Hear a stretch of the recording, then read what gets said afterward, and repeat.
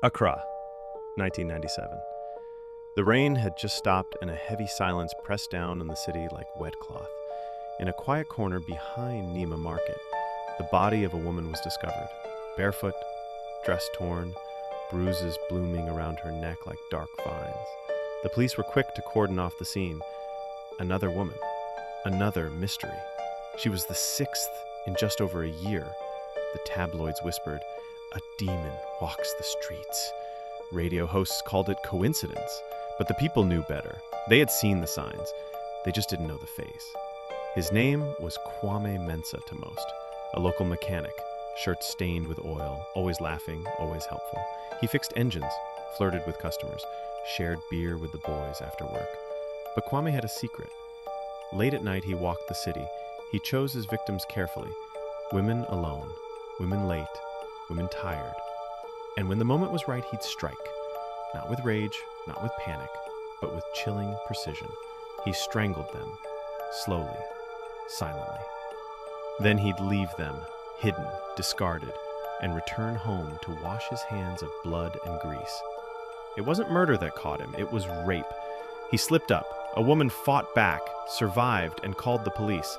They took him in. At first, Kwame said nothing, but detectives noticed he didn't ask for a lawyer. He wasn't angry, he was tired, resigned. And then, with a calm voice and a cold stare, he said, "This isn't the first." They leaned in. He began to list names, places, dates, faces. Behind the church near Labone, the girl in the yellow dress. Korlabu, the one in the gutter behind the bus station. By the time he finished, 9 women had been named, but the way he spoke, so sure, so rehearsed, made them wonder, how many more? In court, Kwame sat in silence. No emotion, no remorse. The judge called him a monster. The newspapers gave him a name. The Strangler of Accra. He was sentenced to death, but death never came. Years passed. Ghana stopped executing its inmates. Kwame, or rather Charles Kwanzaa, his real name, still sits behind bars, alive, breathing, waiting. For the women of Accra, the fear lingered long after the arrest. Some swore they saw him in dreams, others refused to walk alone at night even now. And among the shadows of the city, the question still echoes. Were there only 9, or were there more, still buried beneath the ground?